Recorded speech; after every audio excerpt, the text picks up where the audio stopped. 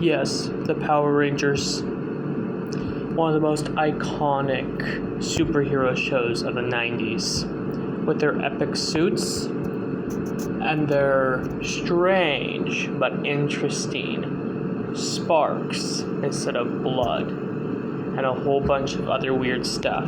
Today we'll be talking about the real mythology behind the power of the Power Rangers. How much power do they actually have? Actually, a really great question. One huge thing of the mythology is this guy right here. Do you remember him? The monster wolf in Wild Force before he became the Monster Ranger, the Wolf Ranger. He terrorized the Power Rangers, but one thing about him is he was actually able to bleed. They commented on that later on. He was human because he was able to bleed.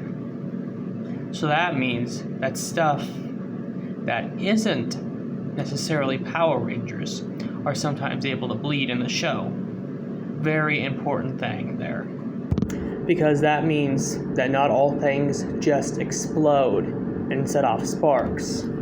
So what does this mean? Basically, the morphing grid is a thing that protects you by filling your body with sparks instead of just blood. You might have the second layer or third layer of blood, and it might help with being able to burn you, as we see some Power Rangers get injuries here and there. But linking to the morphing grid means that the first layer of your blood is exchanged with sparks, meaning that when you explode, your body is still present, which is how they make the monsters grow. But if it's not tamed for a while, you will completely explode into nothing. That's why the monsters themselves are actually given their powers by the morphing grid, no matter what series you go with. The Power Rangers are almost invincible. We can see that because the morphing grid gives them more powers than the monsters. One, because every time power gets more in the monsters area, the monsters get new Zords. When they get destroyed, the Zords, the Power Rangers always somehow get new Zords almost right away, meaning the power is always on the Rangers' side. Literally later that episode, they get new.